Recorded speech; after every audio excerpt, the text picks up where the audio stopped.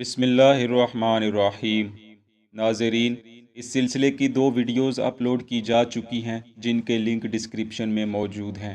جو دوست نئے ہیں اور انہوں نے پہلی دونوں ویڈیوز نہیں دیکھی، پہلے وہ دیکھ لیں تاکہ واقعے کو مکمل سمجھنے میں آسانی ہو سکے، کیونکہ پہلے دونوں ویڈیوز میں ہم بتا چکے ہیں کہ کس طرح مروان نے ام المؤمنین حضرت عائشہ کو دعوت پر بلا کر قتل کرنے کی سازش تیار کی، اور کس قدر اذیت ناک موت کے لیے زہر آلود ہتھیاروں سے لیس ایک گڑھا تیار کیا گیا۔ نہ صرف وہ گڑھا تیار ہوا بلکہ حضرت عائشہ کو اس گڑھے میں گرا بھی دیا گیا۔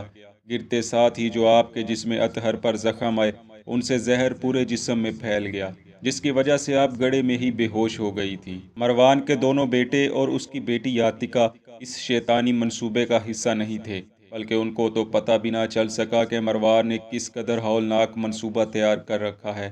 ام المومنین کو گڑھے سے نکال کر فوراً گڑھا مٹی سے بھر دیا گیا اور اس پر مصنوعی فرش بچھا دیا گیا تھا تاکہ کسی کو اصل پلان پتہ ہی نہ چل سکے۔ مروان سب کو یہی بتا رہا تھا کہ روزے کی وجہ سے ان کے ضعیف جسم میں کمزوری پیدا ہو گئی ہے، جس کی وجہ سے یہ بے ہوش ہو گئی ہیں۔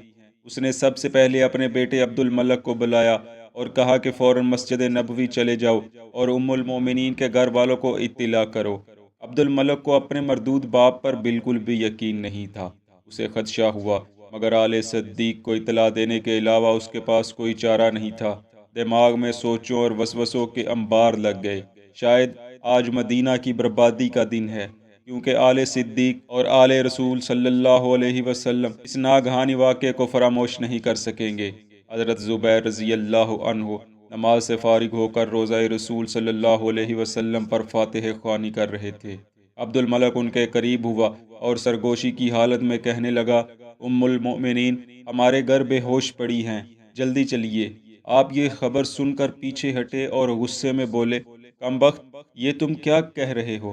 عبد الملک نے دوبارہ کہا، میں نے عرض کیا ہے ام المؤمنین ہمارے گھر میں بے ہوش پڑی ہیں، جلدی وہاں پہنچیے۔ عبداللہ بن زبیر رضی اللہ عنہ کہتے ہیں، اس شیطانی کام پر لعنت ہو، مجھے پہلے ہی خدشہ تھا کہ تم لوگ اما عائشہ کے ساتھ کوئی فریب کر رہے ہو۔ عبد الملک فی الحال کوئی تسلی و تشفی بھرا جواب دینے کے قابل نہیں تھا۔ خاموشی سے گردن جھکا لی۔ عبداللہ بن زبیر وہاں پہنچے تو آوازیں دینے لگے، یا امی، یا امی، مگر آپ تو بدستور بے ہوش تھی، جسم میں کوئی حرکت نہ ہوئی۔ ابن زبیر نے قہر آلود نظروں سے مروان کی طرف دیکھا اور کہا، ظالم، تیرے لیے یہی کام باقی رہ گیا تھا، اب خوش ہو جا کہ تجھے ٹوکنے والی زبان بھی خاموش ہو گئی۔ مروان بولا، برادر من، آپ کو غلط فہمی ہو رہی ہے، ام المؤمنین نکاحت کے سبب روزے کے متحمل نہیں ہو سکی، بس اس کے سوا اور کوئی بات نہیں ہے۔ ابھی یہ باتیں ہو ہی رہی تھی کہ آپ کی نظر ام المؤمنین پر ڈالی ہوئی چادر پر پڑی، جس پر تازہ خون کے کچھ دھبے ابھی بھی نظر آ رہے تھے۔ ابن زبیر یہ دیکھتے ہی آگ بگولا ہو گئے۔ اسی اثنا میں حضرت ابو بکر رضی اللہ عنہ کے بیٹے اور پوتے بھی قصر میں پہنچ گئے۔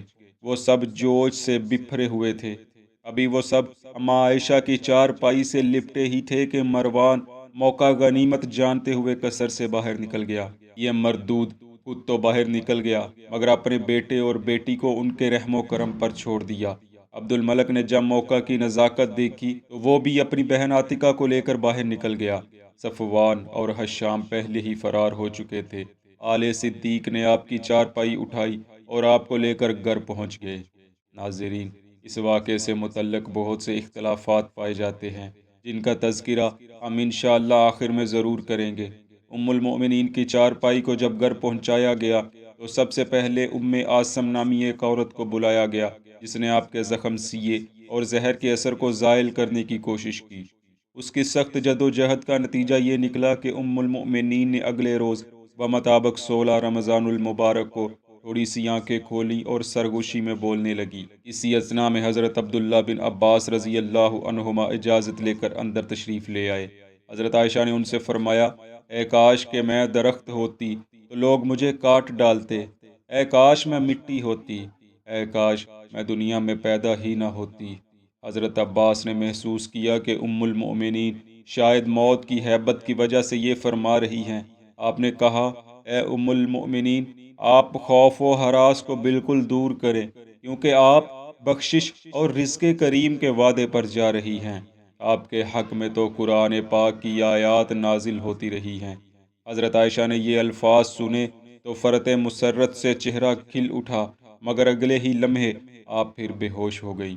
17 رمضان المبارک کو ضعف مزید بڑھ گیا۔ آپ لمحہ بلمحہ موت کی طرف جا رہی تھی۔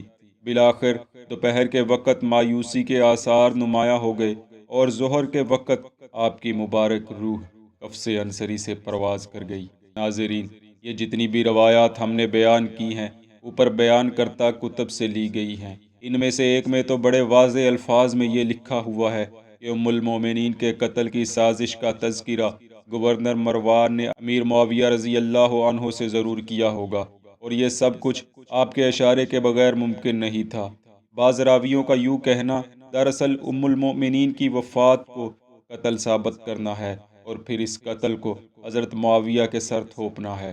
ان روایات میں کچھ ایسے ابہام موجود ہیں کہ جن کو نظر انداز نہیں کیا جا سکتا، جیسے کہ آل صدیق اور دیگر محبان حضرت عائشہ رضی اللہ عنہا نے جب چادر پر خون کے قطرے تک دیکھ لیے تو پھر بھی ان کا رد عمل نہ آنا روایات کی صداقت میں بہت بڑا ابہام ہے۔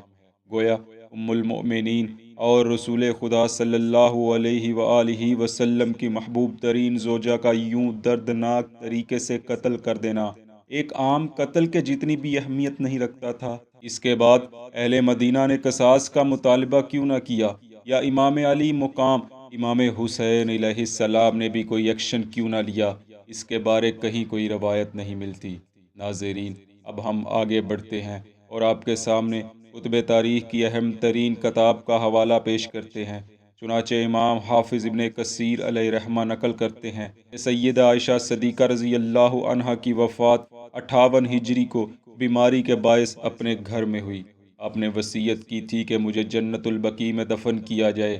حضرت ابو ہریرہ رضی اللہ عنہ نے نماز وتر کے بعد آپ کی نماز جنازہ پڑھائی، یعنی آپ نے مروان والے کسی واقعے کا ذکر نہیں کیا، اور نہ ہی یہ ذکر کیا ہے کہ حضرت عائشہ کی وفات میں کسی قتل کی سازش کا دخل تھا۔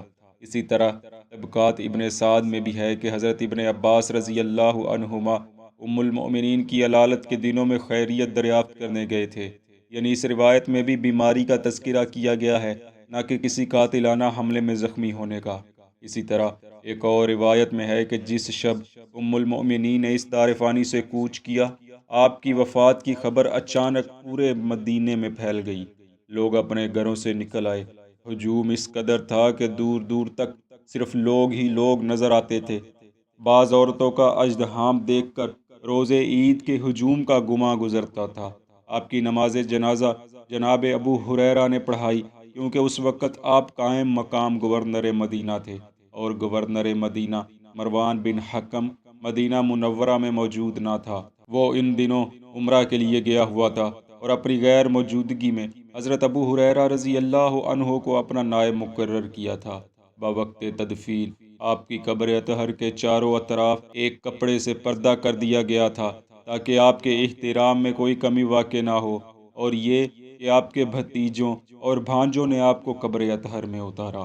ناظرین، ان تمام روایات میں بھی کسی سازش یا قتل ہونے کی کوئی روایت بیان نہیں ہوئی، بلکہ یہی معلوم ہوتا ہے کہ آپ رضی اللہ عنہا نے علالت کے بعد وفات پائی۔ ناظرین، ہم اسی پر اکتفا کرتے ہیں اور دعا کرتے ہیں کہ اللہ پاک ان کی مرقد پر اپنی کروڑوں رحمتوں کا نزول فرمائے۔ آمین۔ اللہ آپ کا اور ہمارا حامی و ناصر ہو۔